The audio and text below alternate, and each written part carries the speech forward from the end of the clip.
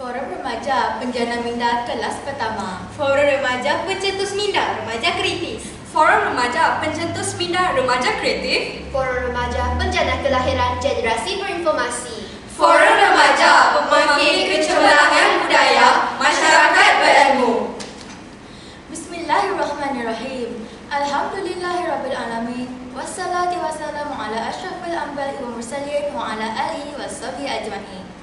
Yang dihormati barisan hakim yang arif lagi bijaksana, ahli-ahli panel yang penuh dengan ilmu dan idea, sidang hadirin yang dihormati. Assalamualaikum warahmatullahi wabarakatuh dan salam sejahtera. Hadirin hadirat dan ahli panel yang dirahmati Allah. Alhamdulillah, bersyukur kita kehadrat ilahi kerana dengan izinnya kita dapat bersua dalam pertandingan Forum Remaja Peringkat Daerah Hormatan dan Selamat pada pagi yang mulia ini. Saya, Intan Rayuni binti Yahaya, akan mempengerusikan forum ini. Hadirin hadirat yang dikasihi, sebelum saya memperkenalkan ahli-ahli panel kita yang segak lagi jelita, izinkan saya untuk mengupas sedikit mauduk berbicara pada hari ini. Mauduk forum kita pada pagi ini ialah sains dan teknologi, iaitu sains dan teknologi antara maslahat dan mudarat kepada manusia. Pada dunia yang penuh pencerobohan ini, dunia seringkali menyaksikan manusia tersepit dengan kecanggihan sains dan juga teknologi dari segi manfaat dan juga impak negatif yang membawa kepada kemudaratan. Sains dan teknologi ini sangat penting dalam pembangunan masyarakat sejagat. Namun begitu, sains dan teknologi juga mempunyai bahana buruk yang memberi impak terutamanya kepada alam sekitar dan dari aspek sosial. Baiklah, sebelum saya membuka tirai diskusi forum kita pada hari ini, izinkan saya untuk memperkenalkan ahli-ahli panel kita pada hari ini. Di sebelah kanan saya yang manis dengan senyuman lagi anggun, Saudari Puan Nur Afrika Najihah binti Azrul, ahli panel yang pertama. Selamat datang dan apa khabar saudari? Terima kasih saudari pengerusi. Alhamdulillah, khabar baik. Selanjutnya, di sebelah kiri saya kelihatan yakin dan tenang Saudari Yasir Rashad, iaitu ahli panel yang kedua. Selamat datang dan apa khabar saudari? Syukur, sihat sejahtera saudari pengerusi. Di sebelah sana, Saudari Yong Sim Yi selaku ahli panel yang ketiga. Kelihatan tinggi lampai walaupun nampak pemalu, tapi pentah berbicara. Selamat datang dan apa khabar saudari? Syukur saya sihat sejahtera. Saya berada dalam keadaan yang baik. Maka saya berada di sini bersama para hadirin dan ahli panel. Baiklah. Usai salam perkenalan kita dengan ahli-ahli panel, mari kita kembali kepada fokus forum, iaitu peranan remaja dalam penggunaan sains dan teknologi. Hadirin hadirat yang dikasihi, izinkan saya membuka tirai forum kita dengan soalan pertama yang ingin saya ajukan kepada ahli panel kita yang pertama. Saudari Puan Nur Afrika, mohon saudari perjelaskan definisi sains dan teknologi dan mengapakah sains dan teknologi mampu menjimatkan masa dan memudahkan urusan manusia. Silakan. Terima kasih saudari pengerusi. Sidang hadirin dan ahli panel yang saya hormati. Menurut Kamus Dewan edisi keempat, sains ialah pengetahuan yang teratur yang dapat diuji dan dibuktikan kebenarannya. Contoh ilmu sains ialah ilmu kimia, fizik dan sains hayat. Teknologi pula didefinisikan sebagai aktiviti atau kajian yang menggunakan ilmu sains untuk tujuan praktis dalam industri, perubatan, pertanian dan perniagaan, dan ini juga dikenali sebagai sains gunaan. Misalnya, teknologi komunikasi dan juga teknologi pemakanan. Segala ciptaan sains dan teknologi ini direkayasa khusus untuk membantu manusia menjalani kehidupan seharian mereka. Dari di rumah sehinggalah di tempat kerja, jelas sains dan teknologi ini dapat membantu kita. Tidakkah sidang hadirin semua sedar di rumah kita menggunakan mesin basuh untuk membersihkan longgokan baju kotor kita. Kita juga tidak lagi memotong kayu api untuk menyediakan sajian keluarga. Malah, jika kita ingin minum air panas atau air sejuk, kita hanya perlu menekan butang yang ada pada mesin penapis air pelbagai jenama yang terdapat di pasaran. Wah, betapa mudahnya kehidupan kita pada masa kini. Jika kita lihat di pejabat pula, bunyi bising ketukan mesin taik tidak lagi kedengaran. Hal ini kerana komputer telah mendominasi urusan pejabat. Perisian komputer yang mempunyai Microsoft Word telah membantu pekerja untuk menaik surat dan menyediakan laporan dalam masa yang singkat. Dalam pada itu, sains dan teknologi telah memudahkan kita dari aspek pengangkutan seperti kemudahan LRT dan juga kapal terbang yang telah meningkatkan masa kita untuk pergi ke suatu destinasi.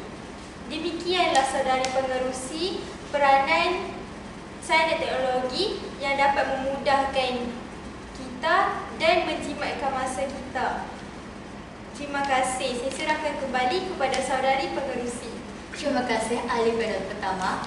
Saya bersetuju dengan pendapat ahli panel kita ini kerana segalanya memerlukan teknologi untuk memudahkan urusan dan menjimatkan masa kita. Selanjutnya, saya ingin bertanyakan soalannya kedua kepada Saudari Yasir Rashad selaku ahli panel yang kedua.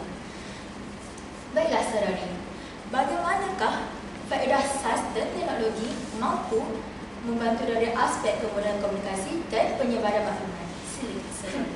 Terima kasih saudari pengerusi majlis yang dihormati ahli panel dan sidang hadirin. Salam sejahtera dan salam satu Malaysia. Sains dan teknologi sememangnya memberikan pelbagai maslahat kepada manusia sarwa jagat, terutamanya dalam aspek kemudahan telekomunikasi. Pada alat ini yang jauh kian terasa dekat. Kemudahan alat telekomunikasi, telefon, internet percuma seperti U-Mobile, Digi dan Maxis juga memudahkan komunikasi antara satu sama lain tanpa mengira batasan waktu atau sempadan geografi. Begitu juga dengan kewujudan laman sembang seperti WhatsApp, Telegram dan WeChat yang turut menyemarakkan dunia telekomunikasi kerana dapat mengeratkan perhubungan bukan sahaja individu dengan individu, malah komunikasi secara berkumpulan. Dalam pada itu, laman media sosial seperti Gmail, Facebook, Twitter, Instagram dan Snapchat juga turut menyumbang terhadap edaran maklumat dengan lebih pantas dan murah. Era berhubung melalui surat kiriman yang mengambil sekurang-kurangnya sehari juga telah berakhir. Email kini menjadi pengganti penghantar maklumat dengan lebih pantas dan cepat. Pendek kata, kita sedang berada dalam dunia tanpa batasan di mana kita dapat mengakses segala maklumat yang terdapat di alam maya dengan hanya sentuhan jari jemari kita. Situasi ini tentulah memberikan banyak manfaat kepada manusia sarwa jagat. Kini, pembelajaran jarak jauh juga dapat dilaksanakan. Kemudahan telesidang membantu mahasiswa untuk menggenggam ijazah tanpa perlu bekerja-kerja ke tempat kuliah saban hari. Saya kira ini sahaja pendapat saya berkaitan faedah ciptaan sains dan teknologi dari aspek pengedaran maklumat dan komunikasi. Saya serahkan semula kepada pengerusi majlis. Sekian, terima kasih. Terima kasih ahli panel kita yang kedua. Ya, saya bersetuju kerana zaman kini segalanya semua dihujung jadi sahaja. Dan internet juga membantu kita untuk mencapai dan mencari maklumat dan juga informasi. Selanjutnya, saya ingin mengajukan soalan seterusnya kepada ahli panel kita ketiga, Saudari Yosmi. Ciptaan sains dan teknologi ini memberi manfaat kepada manusia melalui perubatan dan juga pengeluaran. Silakan, Saudari Yosmi. Terima kasih saudari pengerusi. Salam sejahtera. Sahabat-sahabat ahli panel dan para hadirin yang dikasihi. Soalan yang sungguh menarik daripada saudari pengerusi, iaitu manfaat yang boleh kita perolehi daripada perkembangan dalam bidang perubatan dan pengeluaran. Jika kita telusuri, manfaat yang telah kita mendapati dalam teknologi dalam bidang perubatan teramatlah banyak. Jika kita Secara tamsil, ciptaan teknologi inkubator telah menyelamatkan jutaan nyawa manusia kecil yang comel yang telah lahir ke dunia ini dalam keadaan tidak cukup bulan atau istilah perubatannya bayi pramatang. Selain itu, hadirin sekalian, kaedah rawatan kemioterapi dan radioterapi telah banyak membantu pesakit kanser untuk meneruskan kehidupan. Hal ini dikatakan demikian kerana rawatan-rawatan tersebut dapat membantu menghapuskan sel-sel kanser yang terdapat dalam badan pesakit dengan cepat dan pantas.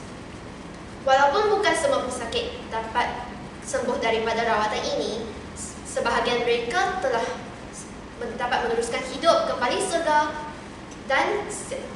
setelah sel sinar dari tubuh masing-masing. Itulah sahaja daripada saya kembali kepada Intan Nuraini. Terima kasih ahli panel kita yang ketiga. Benar apa yang dikatakan oleh Saudari Yosi. Dengan wujudnya kemudahan dalam bantuan perubatan dapat membantu ahli-ahli doktor dan juga jururawat dalam merawat pesakit-pesakit. Tak tumbuh tak melata, tak sungguh orang tak kata. Cetusan ide daripada ahli-ahli panel kita pada hari ini sangat memberasakan. Walau bagaimanapun, terdapat juga keburukan, iaitu impak negatif terhadap sains dan teknologi. Dengan itu, saya akan mempertanyakan soalan pertama kepada ahli panel kita. Yang pertama, Saudari Warna Afika, saya ingin bertanyakan tentang implikasi impak negatif tentang jenayah cyber yang telah memudaratkan kesejahteraan manusia di Malaysia. Silakan saudari. Terima kasih saudari pengerusi. Soalan yang sangat menarik. Dalam kita asyik berbincang tentang manfaat sains dan teknologi ini, usahlah kita alfa dan leka tentang musibah yang mungkin bakal menimpa diri kita daripada kesan sains dan teknologi. Pada era globalisasi ini, kita berdepan dengan dunia tanpa sepadan dengan dasar langit terbuka. Hal ini kerana segala maklumat dapat kita peroleh di hujung jari dengan kewujudan laman sosial seperti Instagram dan Facebook yang membolehkan komunikasi antara bangsa berlaku tanpa sebarang sekatan. Namun, kita terdedah kepada jenayah cyber.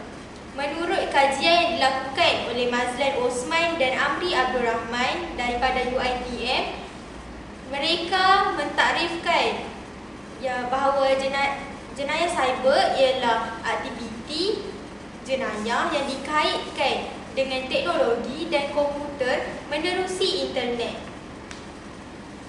Contoh jenayah cyber ialah pengintipan, kecurian maklumat, pornografi dan juga penggodaman ataupun dikenali sebagai hacker.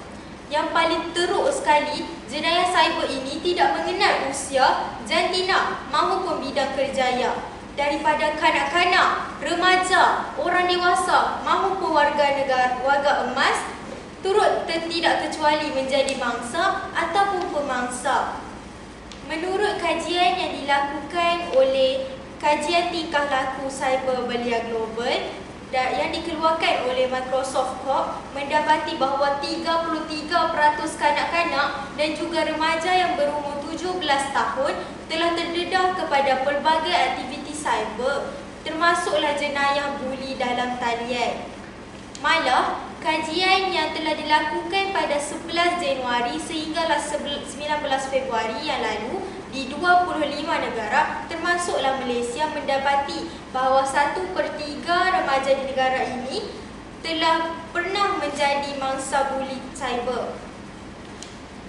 Tahukah sidang hadirin semua, di Malaysia, The Star telah melaporkan bahawa penipuan asmara melalui penyamaran di internet yang melibatkan wanita telah menjadi jenayah komersial kedua tertinggi.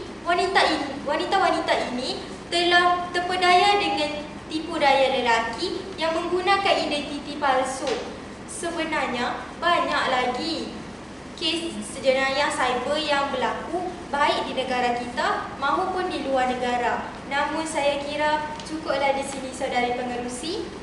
Pesanan dari saya, usahlah kita membiarkan sains dan teknologi ini mendominasi minda dan tingkah laku kita. Usahlah tunggu sehingga langit runtuh dan bumi cair itu musnah segalanya, baru kita ingin mencari solusi.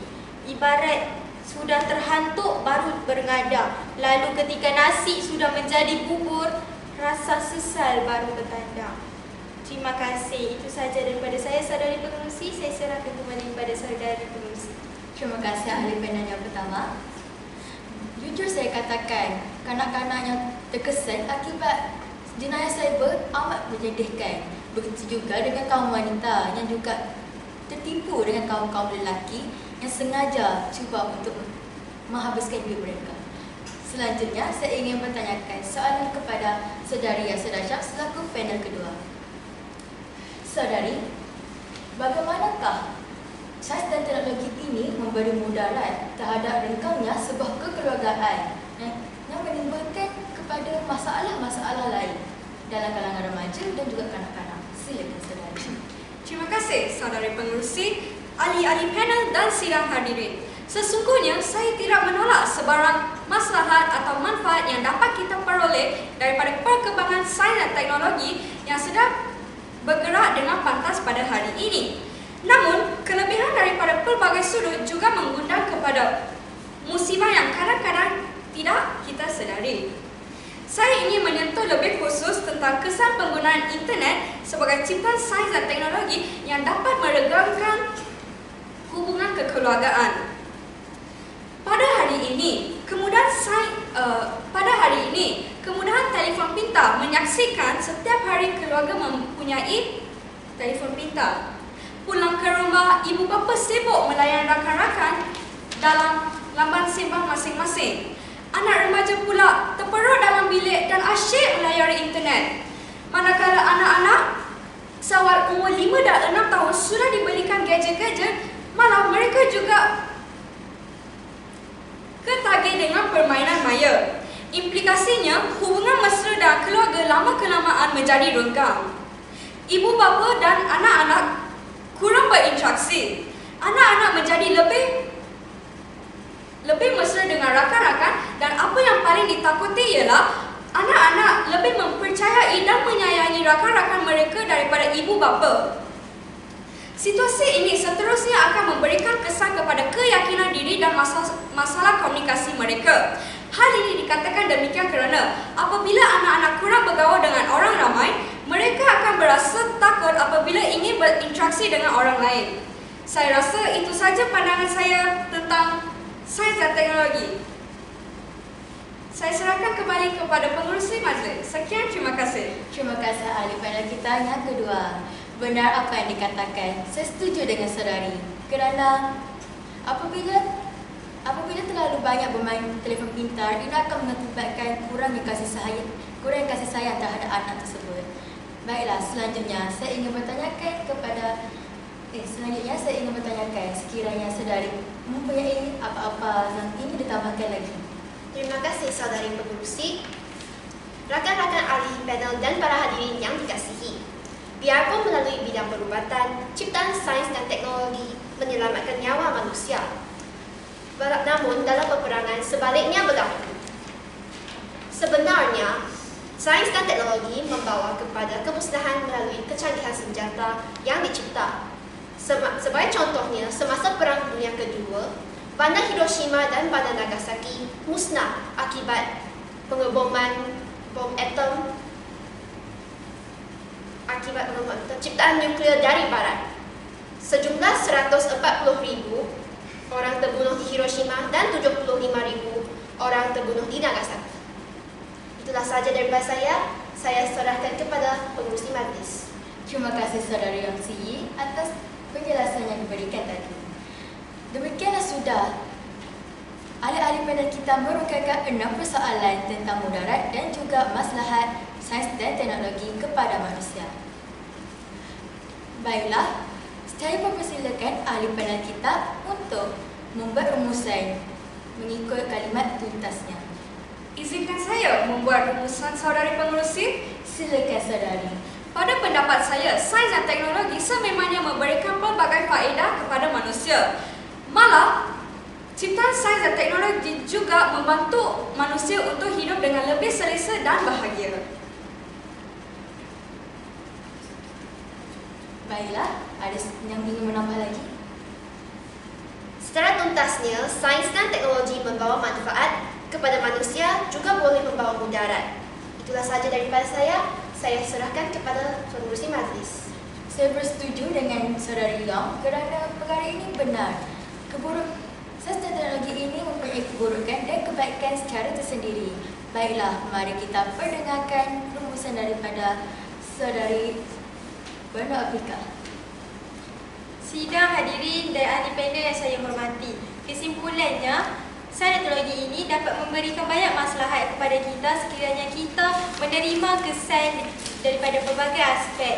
Itu sahaja rumusan saya. Saya serahkan kembali kepada saudari pengurusi. Terima kasih Saudari ahli panel pertama. Sebagai akhir kala, manusia ialah khalifah di muka bumi ini. Manusia diberikan ilmu untuk mentadbir dunia. Sehubungan dengan itu, dengan ilmu yang ada, manusia seharusnya mentadbir dan juga mengurus dan memastikan sains dan teknologi ini diurus dengan baik. Baiklah, sesungguhnya yang baik itu datangnya daripada Allah dan yang buruk itu datangnya daripada kelemahan saya sendiri. Saya Internat Binti Yahya selaku pengurusi forum. Semoga kita berjumpa lagi. Wabillahi taufiq wal hidayah. Wassalamualaikum warahmatullahi wabarakatuh. Dan salam sejahtera.